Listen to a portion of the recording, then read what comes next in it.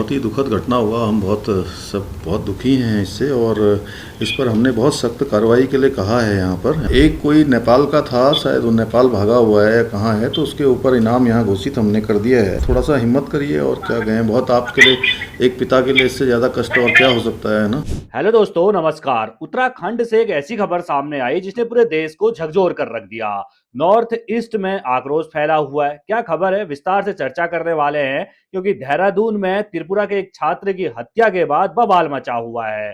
छात्र को चाकू से हमला किया गया था छात्र पर। वो दिन था 9 दिसंबर का दिन, और छात्र की मौत होती है 26 दिसंबर के दिन इलाज के दौरान, जिसके बाद बवाल मचा हुआ है। क्योंकि आरोप जो लगाए जा रहे हैं, वो आरोप ये लगाए जा रहे हैं कि भाई नस्लीय टिप्पणी जो है वो की गई थी छात्र पर, और उसके बाद देहरादून में 6 आरोपियों ने मिलकर छात्र पर हमला किया, और इलाज के दौरान जो है छात्र की मौत हो जाती है।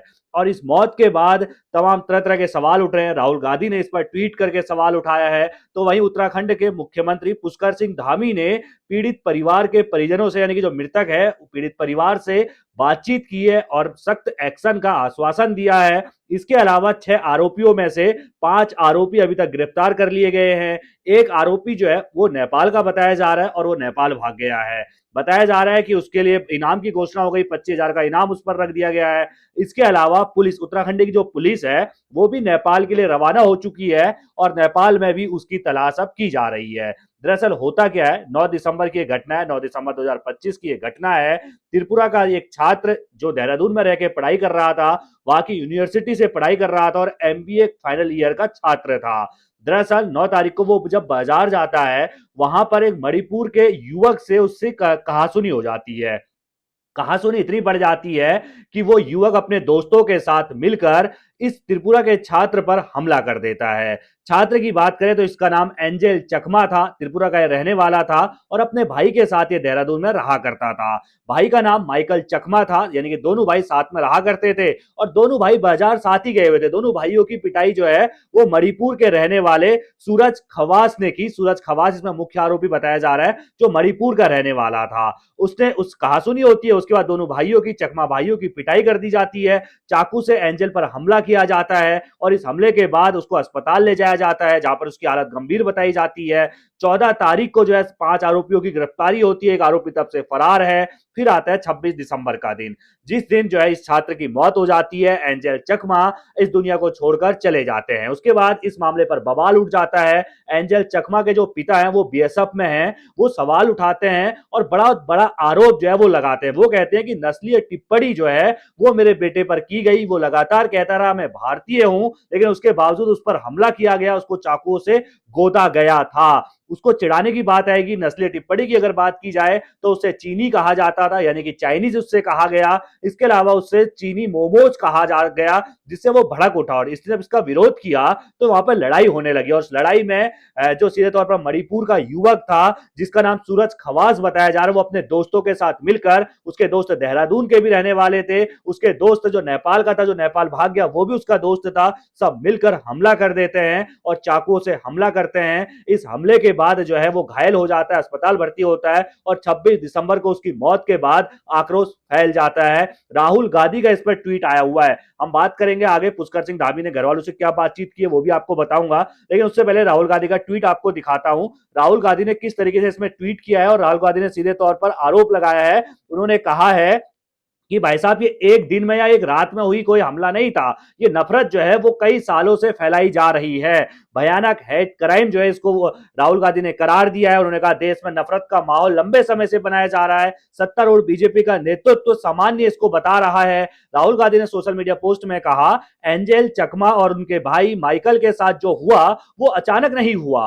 उन्होंने कहा कि नफरत रातों रात पैदा नहीं होती, बल्कि सालों तक जहरीले कंटेंट और गैर जिम्मेदार बयानबाजी से खासकर युवाओं के दिमाग में भरी जाती है। उन्होंने जोर देकर कहा कि भारत प्यार, सम्मान और विविधता का देश है, डर और गाली गलौज का देश भारत नहीं है।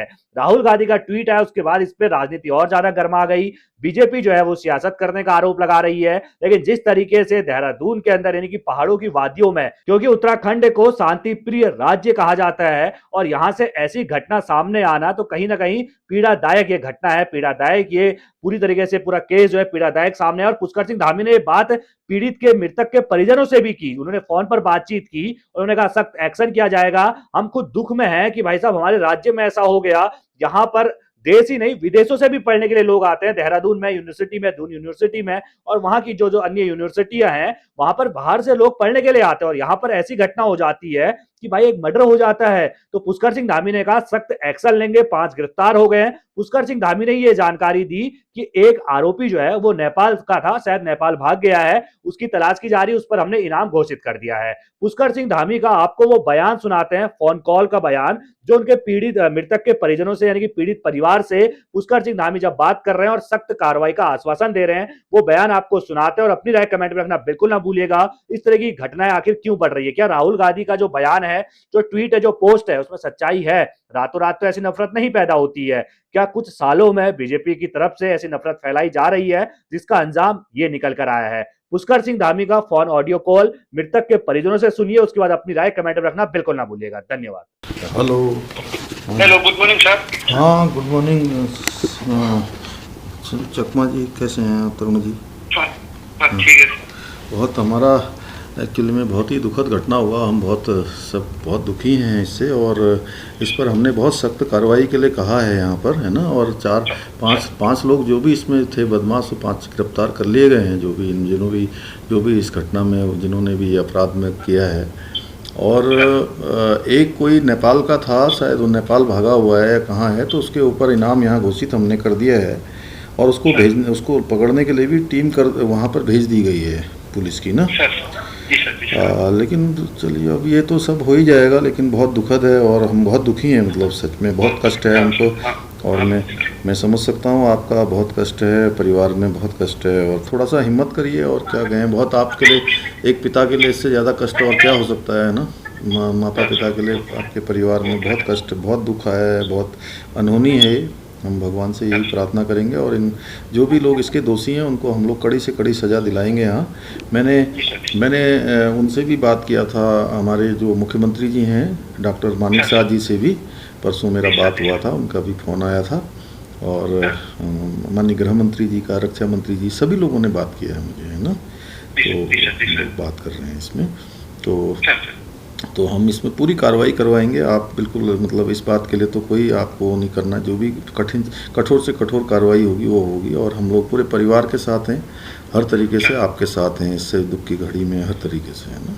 यहाँ पर तो बहुत पूरे देश भर के बच्चे हैं, मतलब मुझे लगता है कि कई लाखों बच्चे बाहर के आते हैं यहाँ पढ़ने के लिए, सभी जगह के ना। और हर जगह का अच्छा इंस्टीट्यूशन यहाँ पर है, सब कुछ है। और ये जो है ये दुर्भाग्यपूर्ण है बहुत है और हम लोगों के लिए भी बड़ा कष्ट है, बहुत कष्ट है ना। और सच में बहुत कष्ट है, मतलब मैं समझ सकता हूँ, क्योंकि बच्चों का इस प्रकार से होना और एक माता पिता के लिए क्या कष्ट होता है, मैं इसको महसूस कर रहा हूँ आपका।